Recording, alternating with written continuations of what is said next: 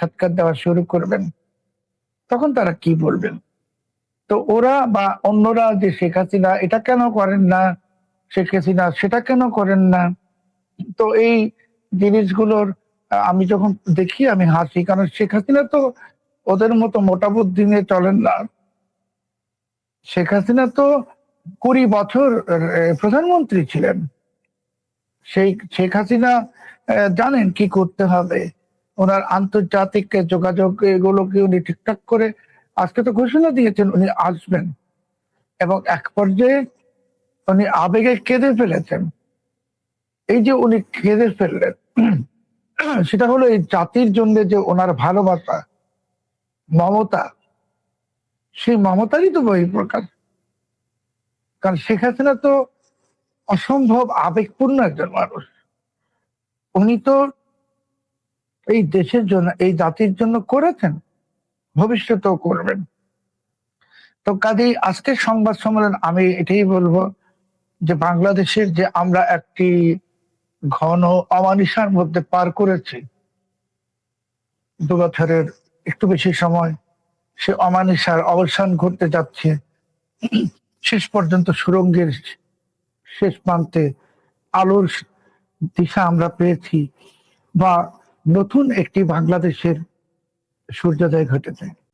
আজকে এই সংবাদ সম্মেলনটা যখন হলো, তখন ভারতের মাটিতে রাজনীতি খুব গুরুত্বপূর্ণ একটি বিষয়। ভারতের মাটিতে রাজনীতি, আমি আবারও বাক্যটা বলছি, কদিন আগে খুব বেশি আলোচনা হলো যে ভারতের মাটিতে রাজনীতি করতে পারবেন না শেখ হাসিনা। আজকে কি হলো? এটি নিশ্চয়ই রাজনৈতিক কর্মসূচি বলবেন না, আপনি কি বলবেন? ভারত কি, আমি এটিকে 71-এর মতো সহযোগিতা করবার একটা চেষ্টা আমার কাছে মনে হচ্ছে, আপনি এটাকে কিভাবে মূল্যায়ন করবেন? এই প্রশ্নটা জবাব দেওয়ার আগে আরেকটা তথ্য দিব যে আজকের সংবাদ সম্মেলনে কিন্তু শুধু ভারতীয় গণমাধ্যম ছিল না।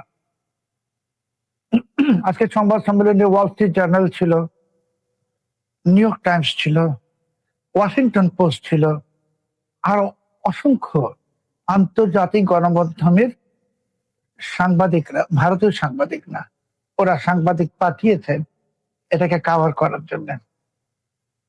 তো শেখ হাসিনা ভারতের মাটিতে রাজনীতি করতে পারবেন না যারা বলছে, ভারতের পার্লামেন্টারি কমিটি বলছে পারেন না, মানে করতে পারেন না। তো সেটা তো মানা না মানা সরকারের ইচ্ছা। তো উনি তো রাজনীতি আজকে করেন নাই, কিন্তু সংবাদ সম্মেলন করেছেন।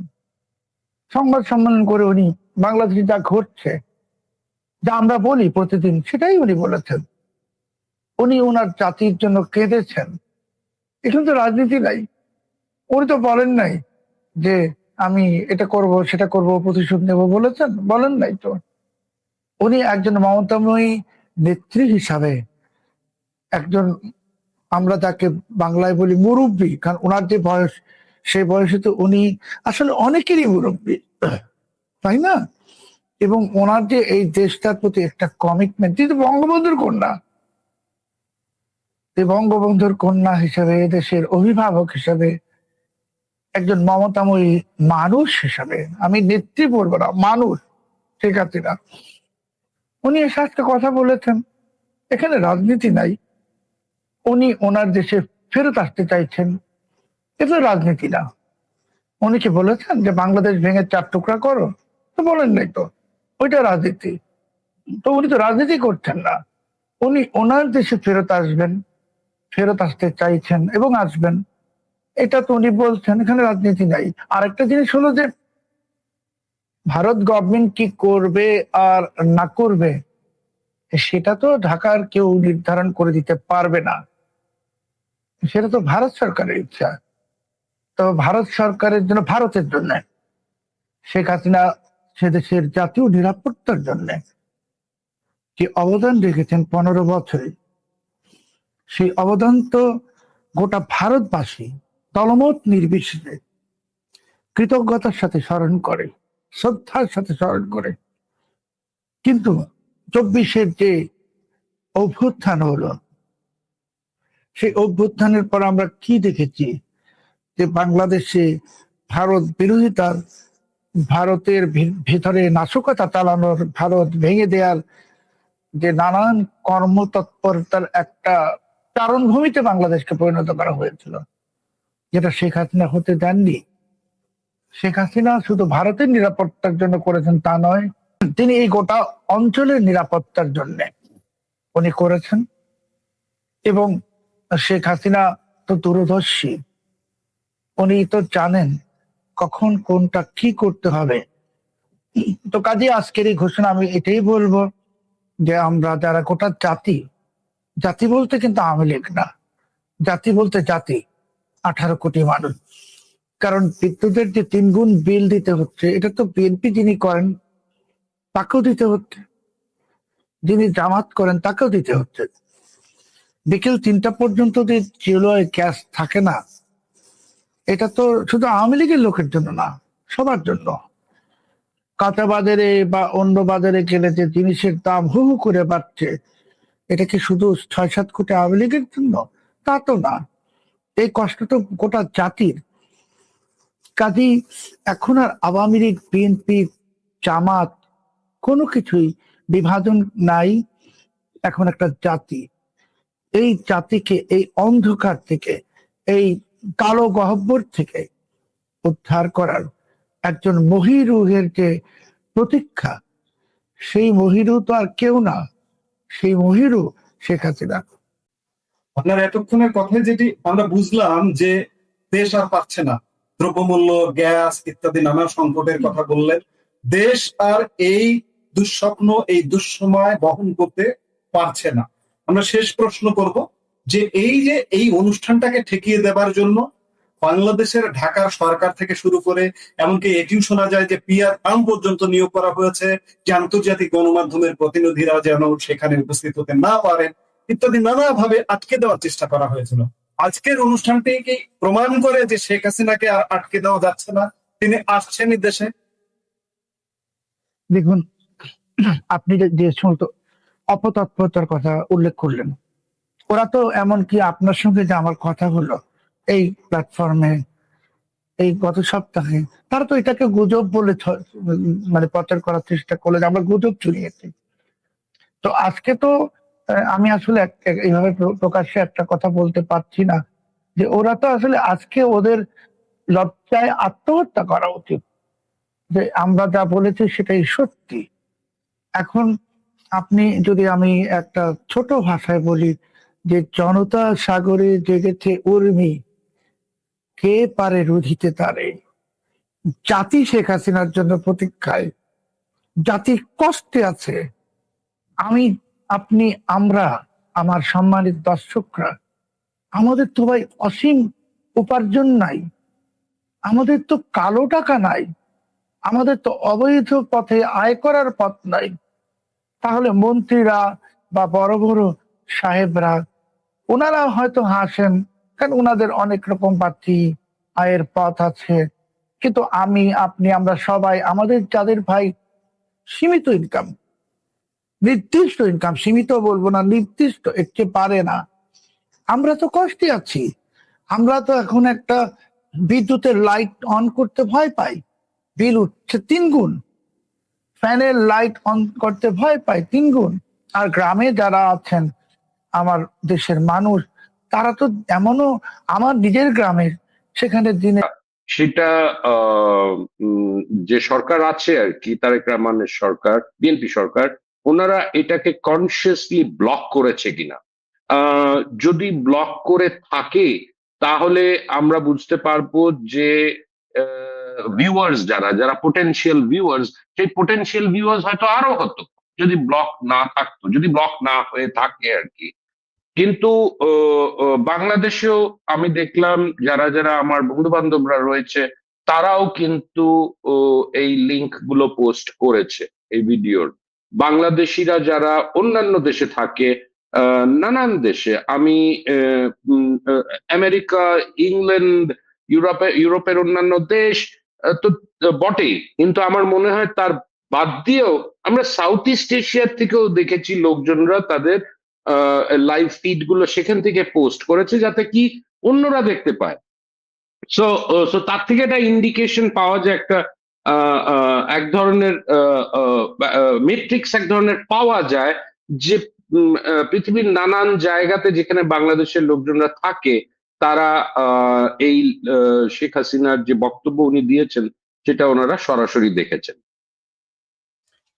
যেমন দাদা, আমি যেটা দেখেছি যে আপনার ফরেন করেসপন্ডেন্সে ওনাদের ফেসবুক, ওনাদের ইউটিউব চ্যানেল ছিল, আরো একটা চ্যানেল ওনাদের ছিল, আওয়ামী লীগের ফেসবুক পেজ, ইউটিউব চ্যানেল ছিল, এছাড়াও আরো 150 ইউটিউব চ্যানেল বিভিন্ন ভাবে দিয়েছে।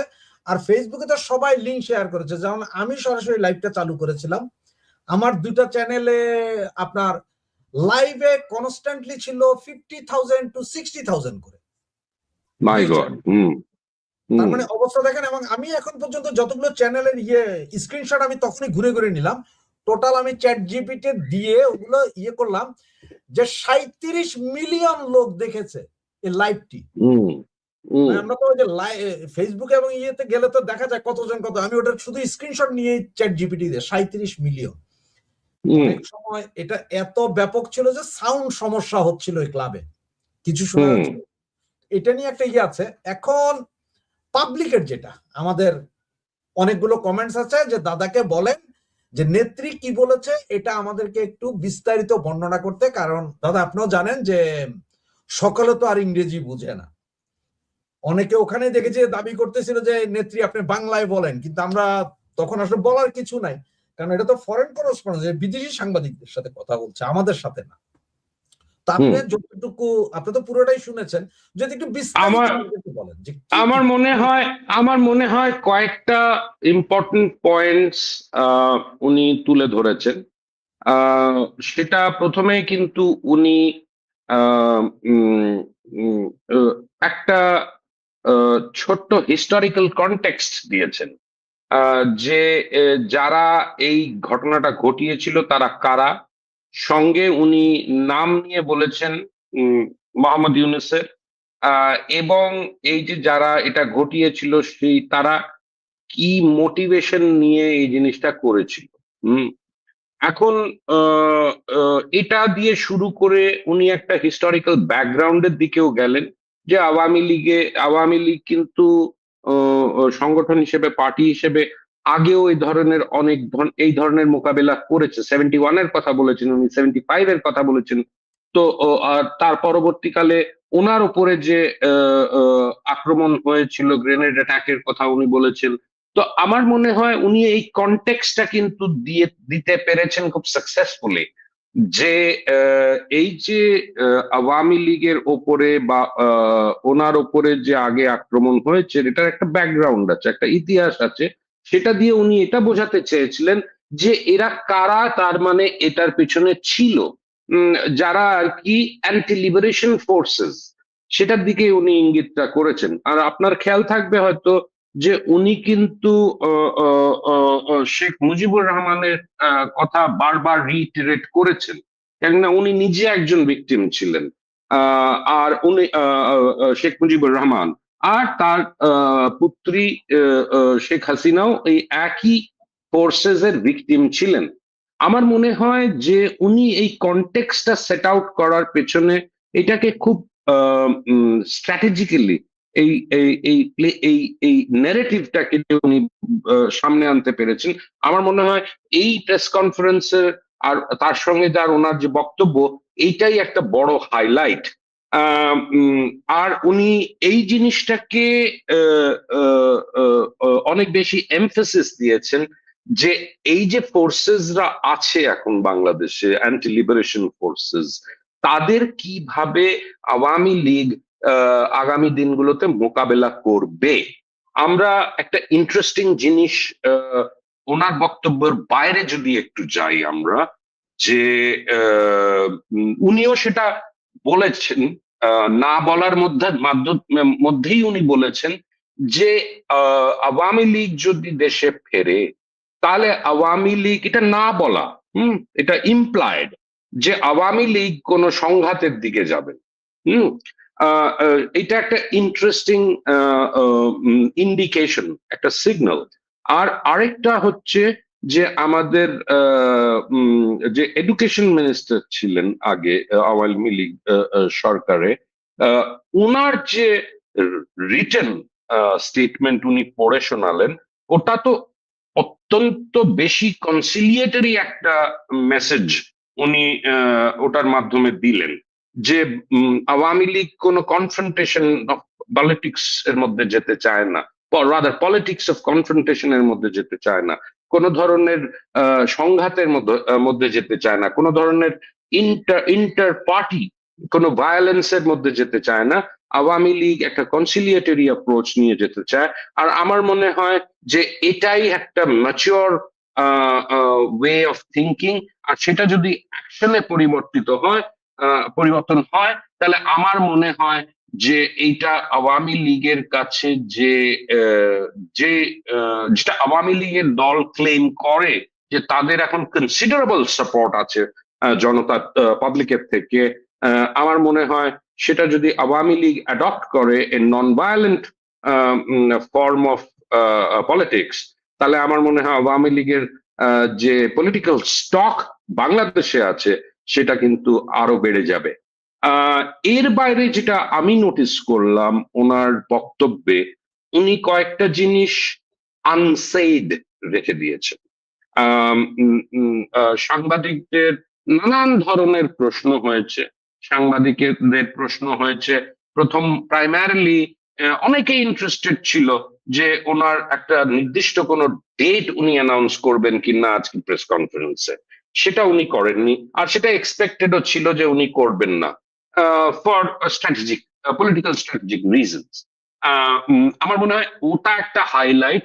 দ্য সেকেন্ড হাইলাইট যেটা উনি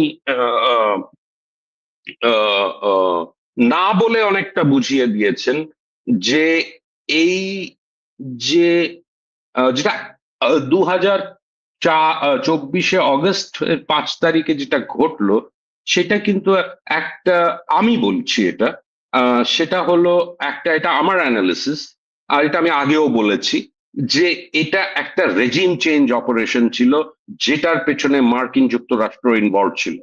এখন এটা আনডিনায়াবল, জিওপলিটিক্যালি দেখতে গেলে এইটাই অবজেক্টিভ ছিল মার্কিন যুক্তরাষ্ট্রের, আর সেটাকে উনি কিন্তু এবার আর মুখ ফুটে বলেননি। এটার নানান ধরনের ইন্টারপ্রিটেশন হতে পারে।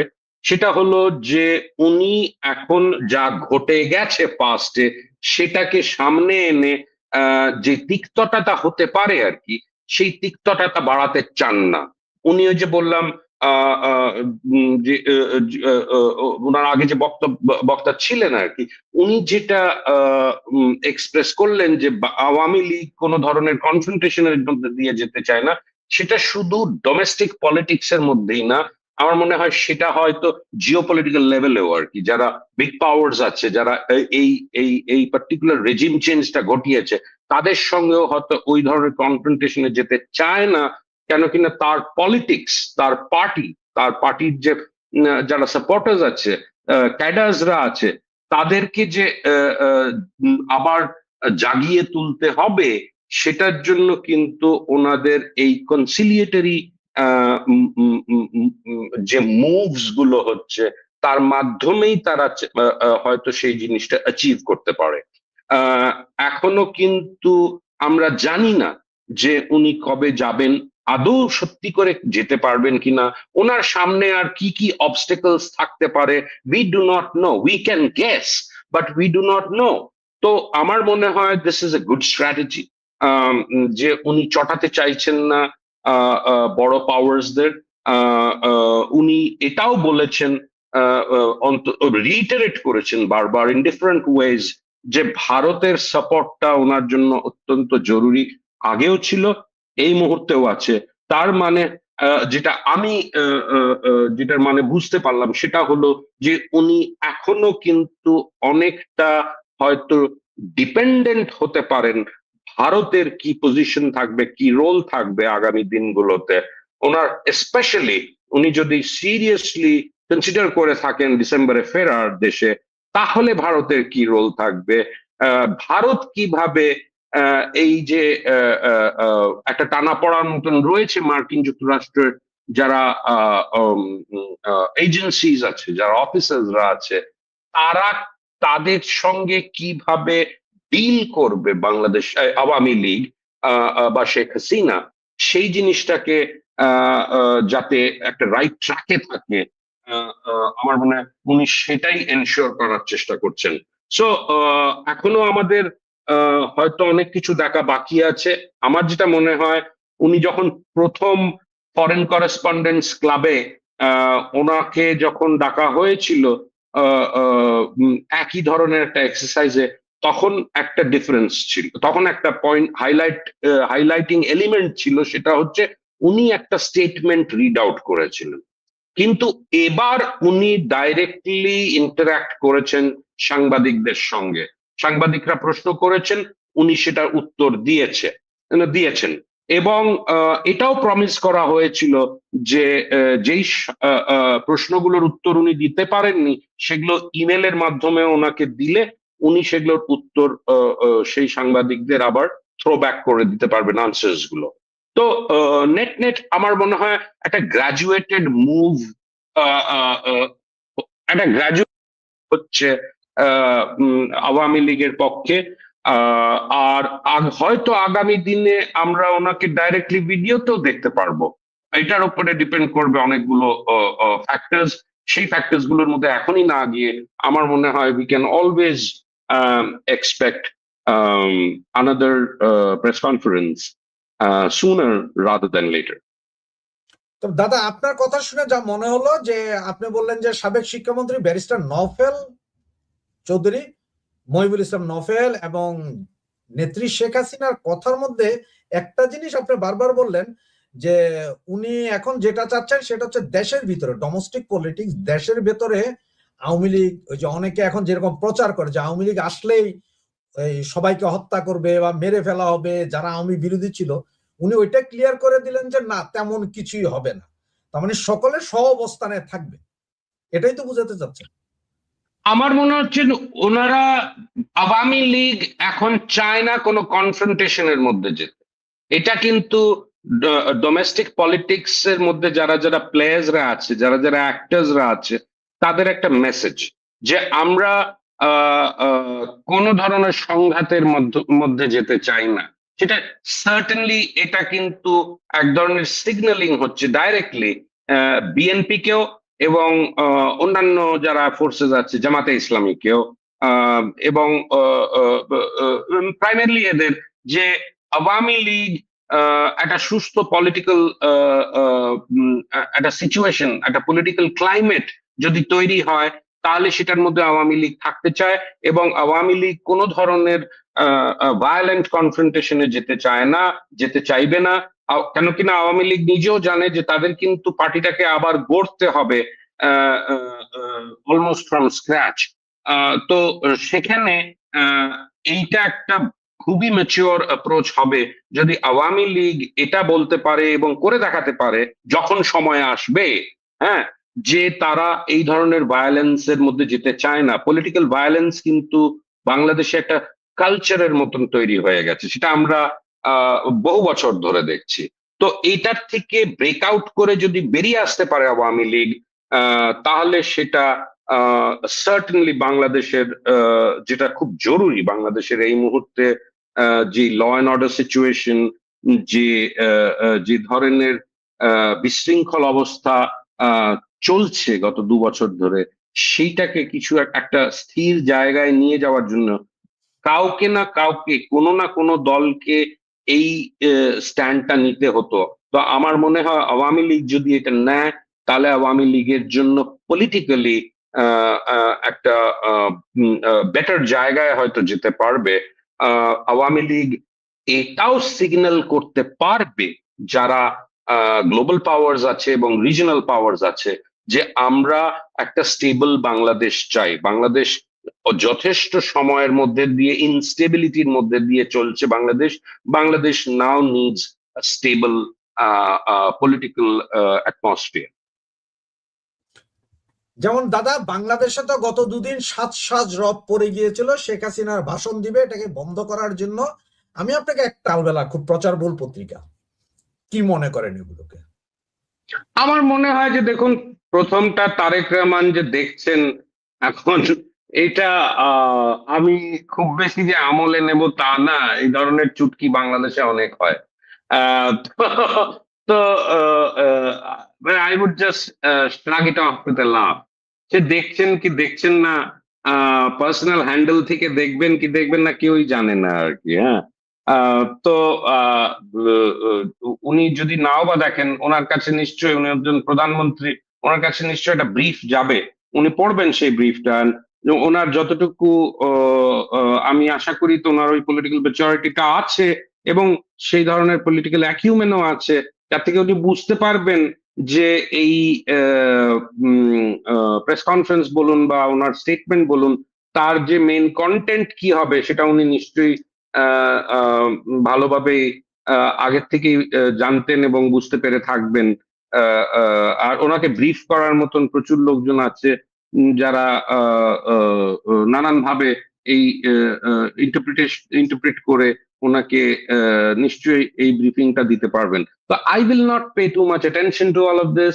হ্যাঁ, ঠিক আছে, বাংলাদেশে এখনো দের আর ফোর্সেস যারা চায় না যে আওয়ামী লীগ ফিরে আসুক। তারা ভাবছে যে আওয়ামী লীগ ফিরলে পলিটিক্যালি কি অবস্থা ঘটতে পারে, যদি যদি আওয়ামী লীগের পপুলারিটিটা সেইভাবে বেড়ে যায়, তাহলে অন্যান্য পলিটিক্যাল দলগুলোর কি অবস্থা হতে পারে সেটা অনেকেই বুঝতে পারছে। অনেকে আবার এটা একটা ভয় ভীতি দৃষ্টি থেকে দেখছে আর কি ব্যাপারটাকে। আহ, আহ, যে যে সংঘাতের কথা আমরা একটু আগেই বলছিলাম সেটা হতে পারে। তো আমার আশা করি আমি যে নফেল সাহেব যা বলেছেন, এবং শেখ হাসিনা যে আহ, আহ, উনি, ওনার কমপ্লেন্টস অনেক ছিল যে আহ, কোন কোন ফোর্সেসরা এর মধ্যে আছেন, বাট ওনার যে বিএনপি কে নিয়ে যে মন্তব্য, এই সরকারকে নিয়ে যে মন্তব্য, সেটা হচ্ছে ইনএবিলিটি টু গভর্ন। হুম, সেই প্রজেক্ট, সেই পয়েন্টটাকে কিন্তু উনি বারবার হাইলাইট করেছেন ওনার বক্তব্যে। সেটা পলিটিক্যাল, সোশ্যাল এবং ইকোনমিক লেভেলে যেই ধরনের একটা ল্যাক অফ গভর্নেন্স হচ্ছে, উনি সেটার উপরে জোর দিয়েছেন।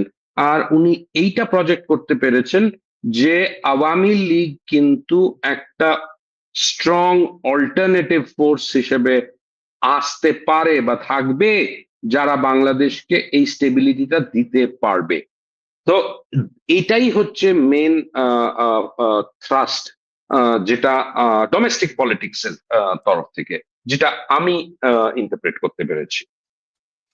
তবে দাদা, অনেক সাংবাদিক জিজ্ঞেস করেছিলেন শেখ হাসিনাকে যে সরকারের সাথে আন্ডার টেবিল বা কোনোভাবে যোগাযোগ হচ্ছে কিনা। উনি সেটাকে ডিনাই করেছেন, বারবার বলেছেন যে জনগণের শক্তিতে আওয়ামী লীগ যাবে, এবং করেছিল যেটা বাংলাদেশের লোক নর্মালি অ্যাক্সেস করতে পারে।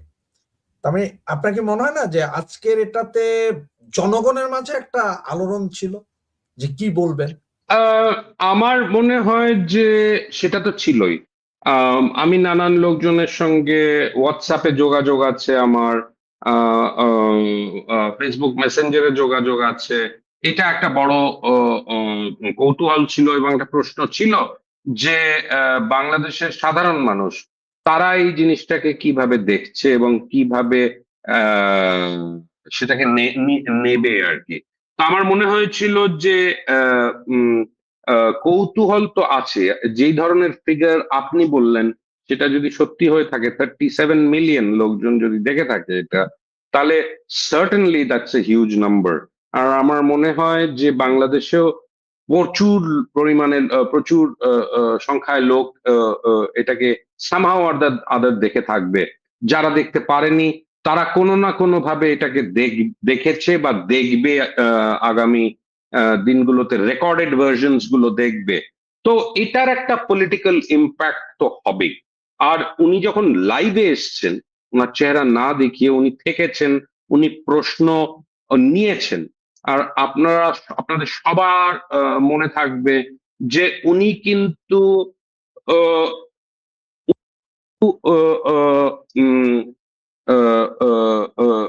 বাকি প্রেস কনফারেন্সটা সজীব ওয়াজেদ জয়কে দিয়ে চলে গেছিলেন যে উনি রেসপন্ড করবেন, কিন্তু যেই ধরনের প্রশ্নগুলো আসতে শুরু করলো আমার মনে হয় যে উনি আবার ফিরে এসে সেই প্রশ্নের জবাবগুলো দিয়েছেন। তাতে অনেকগুলো জিনিস বোঝা যায়। আমি যে জিনিসটা বলবার চেষ্টা করছি যে উনি ভেবেছেন যে এই প্রশ্নগুলোর জবাব শুধু উনিই দিতে পারবেন। অ্যান্ড আমার মনে হয় that's a very very good approach, that she is in command, she is in control, she knows what to say, how much to say. আর সেই জন্য সবাই খেয়াল করে থাকবে যে প্রেস কনফারেন্সটা হওয়া ছিল 7:30 অব্দি, সেটা কিন্তু তার আগেই শেষ হয়ে গিয়েছিল, উইচ ইজ ফাইন। ওনার যতটুকু বক্তব্য দেওয়ার ছিল উনি দিয়ে দিয়েছিলেন, তার মাধ্যমে যেই মেসেজিং গুলো ওনার করার ছিল সেগুলো উনি করে দিয়েছিলেন। তো আমার মনে হয় from that perspective she was in control of the situation. And ওনার মাধ্যমেই যে মেইন বক্তব্যগুলো উনি যতটা প্রজেক্ট করতে পেরেছেন। খুব কম সমাজ এবং খুব কম দেশে আছে, এটা হচ্ছে ভোলেটাইল এবং অস্থিতিশীল একটা সমাজ। এটা তো দুঃখজনক হলেও সত্য যে অসম্ভব অস্থিতিশীল। ইদানিং আমি একটা জিনিস খুব ফিল করি, বিভিন্ন জায়গায় যাই যখন দেখি যে আমরা মানে যেমন ধরেন আপনার কালচারাল ফ্যাসিস্ট একটা শব্দ কিন্তু প্রায় ইদানিং উচ্চারণ হয়, এবং কালদিন দেখলাম একটা নারীকে পেটানো হচ্ছে, সে নাকি ফ্যাসিস্ট, সে নাকি ফ্যাসিস্টের দোসর। তো ফ্যাসিস্টের দোসর হওয়া তো খারাপ, ফ্যাসিস্ট জিনিসটাই খারাপ।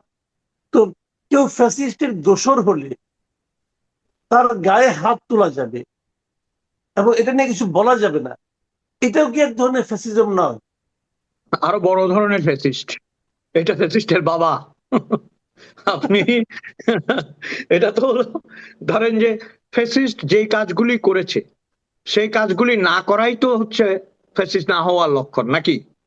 এখন সেই কাজগুলি যদি আরো ডবল মাত্রায় আমি করি তাহলে আমি ডবল ফ্যাসিস্ট না? সবচেয়ে দুঃখজনক যেটা আমার মনে হয়, শৃঙ্খলা বোধ এবং নৈতিকতাটা ভেঙে পড়েছে। এটা অনেক মাসুল দিতে হবে, এটাই ভয়ের ব্যাপার। আপনার ধরেন যে 5টা জামা গার্মেন্টসে কম রপ্তানি হয়েছে, আপনি চেষ্টা করে ওইটাকে 10-এ নিয়ে যেতে পারবেন। আপনি একটা বিষয় হয়তো আপনি পাননি, সেটা আবার পেতে পারেন, কিন্তু এই বিষয়গুলো আপনি কি করে ঠিক করবেন যেগুলো অদৃশ্য বিষয়, যেগুলি নৈতিকতা ঠিক করে, যেগুলি মাইন্ড ঠিক করে, নট দ্য বডি, সেগুলো আপনি কি করে নিয়ন্ত্রণ করবেন? সেগুলো তো আমি দেখছি নিয়ন্ত্রণের বাইরে চলে যাচ্ছে, ক্রমাগত বাইরে চলে যাচ্ছে।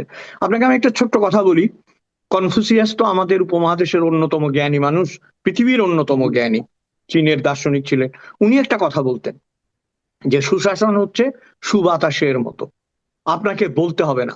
ওই বাতাসটা যখন বইবে তখন একেবারে উঁচু গাছের ডালের পাতাও যেমন নড়বে মৃদু মৃদু, তেমনি ঘাসও কিন্তু দেখবেন নুইতে নুইতে নুইয়ে যাবে বইতে বইতে। কারণ কি? কারণ বাতাসটা বইছে সুশাসনের। তো ওইটা বলতে হয় না। আমরা তো সুশাসনের কোনো বাতাস দেখতে পাচ্ছি না। কোনো একটা জিনিস আপনি দেখবেন না যে নমিত হয়েছে, বরং ফণি মনসা গাছ ওই ক্যাকটাস গাছের মতো দাঁড়ায় গেছে, এরকম করে খালি দাঁড়ায় থাকে। যার ফল দেওয়ার কোনো ক্ষমতা নাই সেই হচ্ছে ক্যাকটাস, খালি কাঁটা দেওয়ার ক্ষমতা আছে এবং সেভাবে সে দাঁড়িয়ে থাকে। এটাই এখন সমাজের চিত্র, অদ্ভুত। এবং এর মধ্যে এই সমাজের মধ্যে আরেকটা গ্রুপ সবসময় আমরা দেখি, যে যেমন আমরা আগেও দেখেছি যে বছরে একবার মনে করেন হয়তো সরকার প্রধান একটা বক্তৃতা দিচ্ছে, টেলিভিশনে আসলো, জাতির উদ্দেশ্যে বলতেছে। এত ঘন ঘন বক্তৃতা অন্য কোনো দেশে দেয় কিনা জানি না, তো দিচ্ছেন ওনারা, এবং দিয়ে উনি স্মরণ করিয়ে দিচ্ছেন যে জনগণকে উনি স্মরণ করিয়ে দিচ্ছেন যে আপনাকে আমি কি কি দিয়েছি, আপনাদেরকে এটা দিয়েছি, ওটা দিয়েছি, ওটা দিয়েছি, হ্যান কি দিয়েছি। তো আমার কথা হলো ভাই, আপনি আমাকে দিয়েছেন, এটা আপনাকে আবার ঘটা করে বলতে হচ্ছে কেন? তার মানে আপনি নিজেও শিওর না যে আপনি আমাকে দিয়েছেন কিনা। 100%। আপনি দিয়ে থাকলে তো আমি টের পাচ্ছি যে আমি কি পেয়েছি, আপনাকে মনে করিয়ে দেওয়া হচ্ছে। এবং আরো ভয়ঙ্কর কথা হলো, আমি একটু শেষ করে আপনি বলেন, সব মিলিয়ে বলেন। আরো ভয়ঙ্কর কথা হলো, সেই সরকার প্রধান যখন কথাগুলি বলেন তখন ওনার আশেপাশে কিছু মোসাহেব থাকেন, ওনারা মনে করিয়ে দেন যে আমাদের নেতা তো এগুলি এগুলি দিয়েছেন, আমাদের নেতা তো এগুলি করেছেন। যার একটা উদাহরণ আমরা গতকালকে দেখলাম। গতকালকে কিন্তু অগাস্টের 5 তারিখ ছিল, এবং এই 5 তারিখে এসে সরকারের একটা ঘটনা, সরকারের একটা তথ্যচিত্র প্রচারিত হয়েছিল একটা অনুষ্ঠানে, যেখানে জুলাই শহীদরা তাদের আত্মীয় স্বজন পরিবার পরিজন ছিল। সেই অনুষ্ঠানে রাষ্ট্রপতি স্বয়ং ছিলেন, মানে ভারপ্রাপ্ত রাষ্ট্রপতি যিনি আছেন উনি স্বয়ং ছিলেন। সেখানে বিদেশি মানে অতিথিরা ছিলেন। তাদের সামনে কিন্তু একটা ভয়ঙ্কর রকম হই হট্টগোল হলো, এবং পুরো অনুষ্ঠানটা বলতে গেলে পণ্ড হয়ে যাওয়ার মতো। মাত্র দুটো কারণ, তথ্যচিত্র যেটা প্রচার করা হয়েছে তার মধ্যে এমন কিছু তথ্য দেওয়া হয়েছে এবং এমন কিছু তথ্য ঢেকে রাখা হয়েছে যা নিয়ে ক্ষোভ তৈরি হয়েছে। এক জায়গায় বলা হয়েছে যে এক দফা দাবি 3 তারিখে 3 আগস্ট 2024, যে এক দফার দাবিটা উচ্চারিত হলো শহীদ মিনার থেকে, নাহিদ ইসলাম নিজে পাঠ করেছেন। আমরা তখন দেশে ছিলাম ভাই, আমরা দেখেছি। ওই দিনের পত্রপত্রিকা দেখেন, আপনি দেখবেন, কিন্তু ওখানে বলা হয়েছে ওটা নাকি তারেক রহমান করেছেন। আবার রোকেয়া বিশ্ববিদ্যালয়ে এসে শহীদ, তার নামটাই নাই এখানে। তো এই যে মোসাহিবিটা, তার নেট ফলটা কি দাঁড়ালো? এই মানসিকতাকে আপনি কি বলবেন, কিভাবে ব্যাখ্যা করবেন? দেখেন, এগুলো তো নতুন কিছু নয়। যে জাতি 50 বছর পরে স্বাধীনতার ঘোষক নিয়ে বিতর্ক করে, হ্যাঁ, যে জাতি আপনার মুক্তিযোদ্ধা নিয়ে বিতর্ক করে, যে জাতি সঙ্গীত নিয়ে বিতর্ক করে, পতাকা নিয়ে বিতর্ক করে, সেইগুলি নিয়ে বিতর্ক করবে, এটা আরো গভীরে যাবে। আমি প্রথমে ওই কথাটায় আসি। আমার যেটা সবচেয়ে খারাপ লেগেছে যে রাষ্ট্রপতি বসে আছেন, মানে রাষ্ট্রপতি মানে আমাদের দেশের সবচেয়ে উঁচু যার পদ, মর্যাদায় যিনি সবার বড়, তিনি বসে আছেন, পররাষ্ট্রমন্ত্রী বসে আছেন, এবং নিরাপত্তা কর্মীরা ঘিরে আছে। সেইখানে এরকম হই হট্টগোল করা আমি দেখেছি টিভিতে, এবং এক পর্যায়ে সমস্ত কূটনীতিকরা উঠে চলে গেলেন, এবং তাদের মধ্যে একটা সন্ত্রস্ত এবং ভীতিকর পরিস্থিতি বিরাজ করছিল তাদের মনে। কারণ কেন বিরাজ করছিল দেখেন, তার মানে কি, তারা নিরাপত্তার উপর নির্ভর করতে পারছেন না। কেন পারছেন না? তারা তো আমাদের দেশে থাকেন, তারা জানেন কি হতে পারে। একটা চেয়ার যদি ঘুরিয়ে মেরে দেয়, আপনি তো প্রথমে আহত হয়ে যাবেন, তারপরে না আপনার যাওয়া বার হবে, তাই না? এবং যে অবস্থা সেখানে গিয়েছে, এই ধরনের আক্রমণ অপ্রত্যাশিত ছিল না। এখন কি ঘটেছে এটা আমাদের বলা দরকার নেই, এটা টিভির মাধ্যমে লোকে দেখেছে, মিডিয়ার মাধ্যমে লোকে দেখেছে। আমার যেটা বলার কথা সেটা হচ্ছে, শৃঙ্খলা যে ভেঙে গিয়েছে, এটা কি আপনারা দেখেছেন? যারা বসেছিলেন মঞ্চে, আপনারা কি খেয়াল করেছেন যে ভয় ভেঙে গেছে? ভয় ভেঙে যাওয়া কিন্তু সাংঘাতিক জিনিস। ধরেন ইয়ার 10 পর্যন্ত যদি বাবাকে ভয় না পেতাম, তাহলে কিন্তু বখাটে হতাম। মাকে যদি প্রাইমারি শিক্ষায় ভয় না পেতাম, তাহলে কিন্তু মূর্খ হতাম। কলেজে যদি শিক্ষককে ভয় না পেতাম, বিশ্ববিদ্যালয়ে যদি শিক্ষকদের ভয় না পেতাম, ব্যক্তি জীবনে যদি স্ত্রীকে ভয় না পেতাম, বন্ধুদের ভয় না পেতাম সম্ভ্রমের সাথে, তাহলে আমরা কিন্তু চোর ডাকাত গুন্ডা হতাম, বদমাইশ হতাম, সমাজের জন্য আপনার চ্যালেঞ্জ হতাম, সমাজের জন্য উচ্ছিষ্ট হতাম, এবং সমাজের চোখে একজন ভণ্ড এবং প্রতারক হিসেবে চিহ্নিত হতাম। আজকে যারা এটা করেছে, উইথ ডিউ রেসপেক্ট, তাদেরকে জানানো হচ্ছিল যে এসে বক্তৃতা দেন। আমি দেখেছি বলা হয়েছে, আপনারা এখানে এক এক করে এসে বক্তৃতা দেন। আপনার প্রতিবাদ থাকলে আপনি মুখে বলে ফাটিয়ে ফেলেন, অসুবিধা তো নেই। আপনি ভদ্রভাবে 2 হাত তুলে বলেন যে আমার বলার আছে, এটা কমপ্লিট হয়নি, আমার কিছু কথা বলার আছে। ভাই, যেখানে হিম্মত দেখানোর প্রয়োজন, যেখানে সাহস দেখানোর প্রয়োজন, সেইখানে দেখাইতে পারেন না। দেখান সিনেমা হলে, সিনেমার নাম হলো হিম্মত ওয়ালি, বুঝছেন? কিন্তু বাস্তব জীবনে হিম্মত ওয়ালি পাইবেন না আপনি। হ্যাঁ, ওইটা টিকিট কেটে সিনেমা হলে যাইতে হয় হিম্মত ওয়ালি দেখার জন্য, হিম্মত ওয়ালা দেখার জন্য।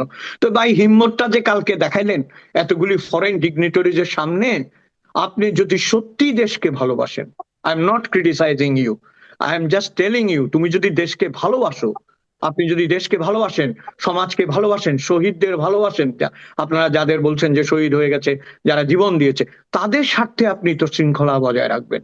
রাষ্ট্র বড়, এই রাষ্ট্র যদি ভেঙে যায়, এই কাঠামো যদি ভেঙে যায়, কোথায় থাকবে আপনার শহীদ?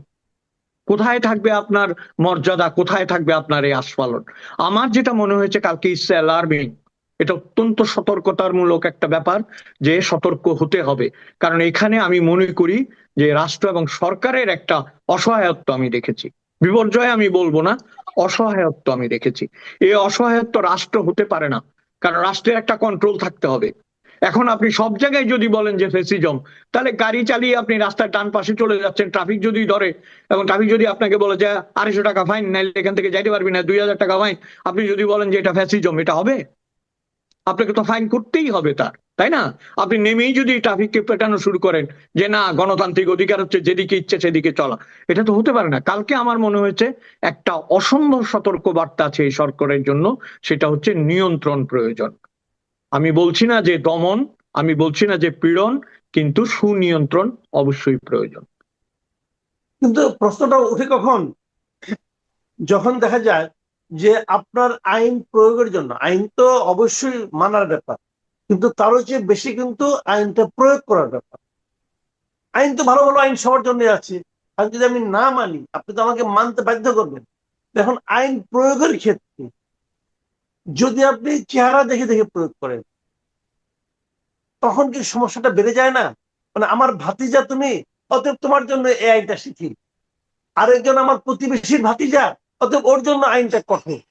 যদি আপনি এরকম শুরু করেন, তাহলে তো আইন না মানার একটা প্রবণতা মানুষের মধ্যে গড়ে উঠতেই পারে।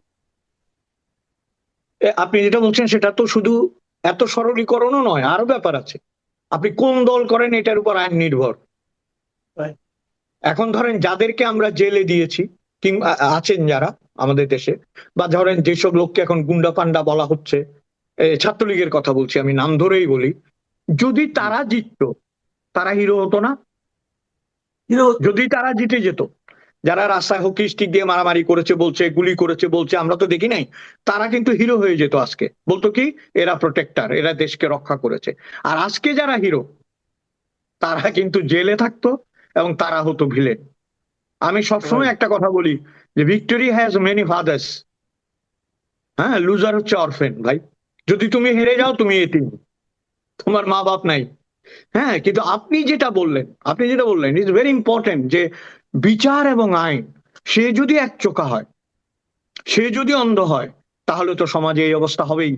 এবং এই বিচার এবং অন্ধত্ব কিন্তু আপনি শুধু এই সরকার নয়, তার আগের সরকার নয়, তার আগের সরকার, তারও আগের সরকার, সমস্ত সরকারের আমলে এরকম হয়ে এসেছে, আমরা দেখেছি এগুলো, তাই না? এখন যদি আপনি, আমরা বললে মানুষ কি মনে করে জানেন, ভাবে যে এদের বয়স হচ্ছে, এরা অতীত বলছে। না, অতীত নয়। 75-এর 15ই আগস্ট যেটা হয়েছে, 3 নভেম্বর যেটা হয়েছে, তারপরে জিয়াউর রহমানকে হত্যা করে যেটা হয়েছে, মুক্তিযোদ্ধাদের হত্যা করে যেটা হয়েছে, সেগুলি সব হচ্ছে একটা একটা একটা একটা শৃঙ্খলা ভঙ্গের ইতিহাস। এবং সেই শৃঙ্খলা ভাঙতে ভাঙতে ভাঙতে ভাঙতে তারপরে এসে আমাদের দেশের উপর এক এক সময় শাসনের একটা চাপ, যিনি বসেছেন মাথার উপর তার একটা চাপ, কিছুতেই যায় না।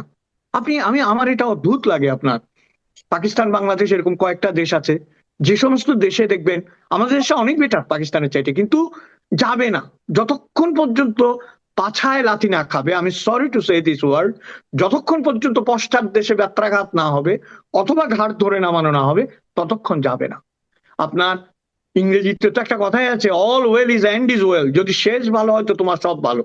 তো কেউ তো এই কথাটা বললো না যে আমি পারিনি, আমি সরি, আমি এই পর্যন্ত করেছি, আমার ভুল হলে আমি ক্ষমা চাচ্ছি, আমি গেলাম। দেখতেন মানুষ মাথায় করে রাখতো, বলতে একেই নিয়ে আসতে হবে। সেটা আমাদের দেশে নেই, অদ্ভুত, রাজনীতিতে নেই। বলবে কেন? ওদের তো কোনো ভুল হয় না, আপনি আবার ভুল বলতেছেন, কিন্তু ওদের তো ভুল হয় না। জি, জি, আপনি আমাকে একটা গল্প মনে করিয়েছেন। এটা মনে পড়েছে কেন, ওই যে জিয়া রহমান, তারেক রহমানের সাথে ইউনূস সাহেবকে দেখলাম জাদুঘরের ওপেনিং। তো উনার তো চাকরি চলে গেছে না, উনার তো চাকরি চলে গেছে, মানে উনি তো নাই, চাকরিতে নাই। চাকরিতে কেন নাই, একটা গল্প মনে পড়েছিল আমার, যে আপনার এক জমিদার শিকারে যাবে, তো সকালবেলা সব সাজগোজ করে রেডি হচ্ছে, নাইট গার্ড এসে জড়ায় ধরছে পায়ে, স্যার আপনি কিছুতেই শিকারে যেতে পারবেন না। বলে যে কেন? বলে না, আপনি যেতে পারবেন না, আমি স্বপ্ন দেখছি যে শিকারে যে যাবে সে মারা যাবে, যে কোনো 2 জন মারা যাবে। দাঁড় বেটা, এমন পা ঝরে কান্নাকাটি করছে। তো সদাগর আপনার যেই ছিল আর কি, যে উনার ওয়াইফ বলতেছে, ও যখন এইভাবে বলছে তুমি আজকে না যাও, অন্য কাউকে পাঠাও। তো উনি 2 জনকে পাঠাইছে, আরো সাথে কয়েকজন ছিল, ঠিকই ওইখান থেকে যিনি প্রধান যাকে পাঠিয়েছিল এবং যিনি অশ্বারোহী, 2 জনই মারা গেছে। তখন উনি ওই লোকটাকে ডেকে 10 সহস্র স্বর্ণ মুদ্রা দিছে, আর একটা কথা বলছে, কালকে থেকে তোমার আর চাকরি নেই। সবাই অবাক হয়ে গেছে, বলছে আপনি আর যান বাঁচাইছে আর আপনি বলতেছেন চাকরি নেই। ওরে 10 সহস্র স্বর্ণ মুদ্রা দিছি যান বাঁচানোর জন্য। বলে চাকরি? ভাই নাইট গার্ড যদি রাত্রে ঘুমায় স্বপ্ন দেখে তাহলে আমার দেশ বাঁচাইবো কেডা? তার দায়িত্ব ছিল রাত্রে জেগে পাহারা দেওয়া। সে না ঘুমালে সে স্বপ্ন দেখলো কি করে, তাই তো? আমাদের ইউনূস সাহেব রাত্রি না জেগে ঘুমিয়ে আমাদের দেশের 12টা বাজিয়ে এখন বলতেছে আমার যদি ভুল হয়ে যায় আমি এখানে আসব। বলছে না জুলাই জাদুঘরে আসবো। তো আপনি যে যে ভুল করেছেন সেটা তো আরো 10টা জাদুঘর হলেও এটার ইয়ে হবে না। কারণ বাংলাদেশে আমার মনে হয় তারেক রহমান একাই এটা করতে পারতেন, মানে অনুষ্ঠানটি। এবং কারণ এই মানুষটি ধরেন এখানে আমাদের বাংলাদেশ 2টা শিবিরে বিভক্ত, এটা বুঝতেই হবে। একটা হচ্ছে আওয়ামী লীগ আর একটা হচ্ছে এনটি আওয়ামী লীগ শিবির, পরিষ্কার বিভাজন। এখন এই এনটি আওয়ামী লীগে অনেক ধরনের গ্রুপ সাব গ্রুপ আছে, আছে, যেটা আওয়ামী লীগেও আছে।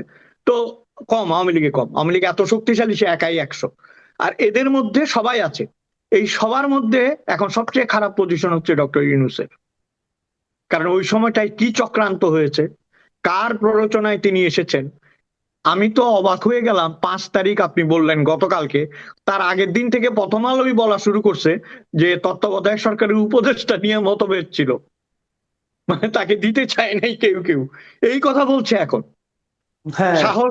সাহস কোথায় যাচ্ছে দেখেন, সাহস কিন্তু দুঃসাহসে পরিণত হচ্ছে এখন বলতে। কিন্তু এই মতিউর রহমান এবং মাহফুজ আনাম এবং নুরুল কবির গদগদ হয়ে সামনে বসে কিন্তু ইন্টারভিউ নিয়েছে। ওই ইন্টারভিউতে একমাত্র নুরুল কবির কিছুটা চোখে চোখ রেখে কথা বলেছিল, আর বাকি দুইজন জাস্ট তাকে এরকম প্যাট করে দিয়ে যে আপনি ভালো, আপনি থাকাতে আমরা বেঁচে গেছি। কিন্তু আজকে ভাষা পাল্টাচ্ছে। আমার এখনো মনে আছে এই যে গ্রেনেড হামলা মামলায়, গ্রেনেড যেটা, মতিউর রহমান প্রথম আলোর বিশেষ ক্রোড়পত্র বের করেছিল, বিশেষ ক্রোড়পত্র, কে দায়ী না। পরের বছর এটা লাস্ট পেজে চলে আসলো। এইরকম ভেরিয়েশন যারা করে তারা যদি আমাদের জাতির বিবেক হয় তাহলে আমাদের তো অনিবার্য পরিণতি হচ্ছে ধ্বংস। এই যে তারা বলছে আপনার, এই যে আমি মনে করি কি, ধরেন আমাদের প্রাক্তন প্রধানমন্ত্রী উনি কখনো স্বীয় জিহ্বাকে শাসনে রাখেননি। তিনি যদি তার জিহ্বাকে শাসনে রাখতেন এবং পরিষ্কার করে কথা বলতেন, অনেক জিনিসের অনেক ধরনের ডাইমেনশন তৈরি হতো। যেমন ধরেন আমি বলি আপনাকে, তার আমলে এই পত্রিকাগুলি বলেছে যে আমাদের চাকরি থাকতো না, আমাদের থেকে সম্পাদনা দায়িত্ব কেড়ে নেওয়া হতো। এইটা আমরা কিন্তু বিশ্বাস করছি যে আপনার কথার উপর ভিত্তি করে, অথচ বাস্তবে আমরা কি দেখেছি, আপনি পত্রিকা লাস্ট দিন পর্যন্ত বের করেছেন, আর যাদেরকে আপনি মদত দিয়েছেন তারা আপনার পত্রিকা আগুন লাগিয়ে দিয়েছে। তাহলে এটার ব্যাখ্যা কি? আপনি বলছেন যে উনি আমাকে সম্পাদক রাখতো না, আপনি সম্পাদক ছিলেন, চাকরি করেছেন, বিরোধিতাও করেছেন, কি হয়েছে ভিতরে আমরা জানি না, কিন্তু বাহ্যিকভাবে আমরা কি দেখলাম, আগুনে জ্বলে গেছে এই আমলে। তাহলে আপনি কোন আমলে আপনি যে আগুনে পুরি সিনেমা বানাইলেন, এটা তো বুঝলাম না। কোন আমলে? এগুলি নিয়ে না আমি আরেকটা প্রসঙ্গে আলোচনা করি, তারপরে শেষ করে দিচ্ছি। আপনি যে কথাটা বললেন যে কালকে ডক্টর ইউনূসকে নিয়ে জুলাই স্মৃতি জাদুঘর উদ্বোধন করা হয়েছে, আমি এমনি জাস্ট কৌতূহলী হয়ে কালকে একটু মানে দেখার চেষ্টা করলাম যে আমাদের এই মুহূর্তে দলে এটাকে নিয়ে আমাদের 3টা জাদুঘর হলো। একটা আমাদের জাতীয় জাদুঘর, আরেকটা আমাদের মুক্তিযুদ্ধ জাদুঘর, আরেকটা আমাদের জুলাই স্মৃতি জাদুঘর। এবং আমি একটু চেক করে দেখলাম আমাদের মুক্তিযুদ্ধ জাদুঘর যে জায়গার মধ্যে হয়েছে সেই জায়গার আয়তন হলো 1.25 একর জায়গার মধ্যে, কম বেশি আছে। আগারগাঁও না? হ্যাঁ আগারগাঁও নাকি? আগারগাঁও, হ্যাঁ আগারগাঁও। বাট এটা একটা ট্রাস্ট, এটা কিন্তু সরকারি প্রপার্টি না, একটা ট্রাস্টের মতো হয়েছে। একটা আধুনিক বিল্ডিং এ হয়েছে। জি জি জি। এখানে প্রায় 3,500 স্কোয়ার মিটারের মতো, স্কোয়ার মিটার, হ্যাঁ 3,500 স্কোয়ার মিটার এই পরিমাণ মানে দর্শনীয় জায়গা আছে, কয়েকটা তালা আছে, বেশ আধুনিক। আমাদের যে জাতীয় জাদুঘর তার যে জমিতে হয়েছে, যে জায়গাটা নিয়ে হয়েছে, তার পরিমাণ হলো 60 একরের মতো, 7.5 একরের মতো, 7.5 একর জায়গার মধ্যে এই জাতীয় জাদুঘরটা শাহবাগে যেটা হয়েছে। আর আমাদের জুলাই জাদুঘরে যেটা করা হয়েছে সেখানে জায়গা হলো 14 একর, বিশাল একটা এরিয়া নিয়ে, এবং দেশের সবচেয়ে গুরুত্বপূর্ণ জায়গায় সেটা স্থাপিত হয়েছে। তো আমার কাছে মনে হলো যে জাতীয় জাদুঘর এবং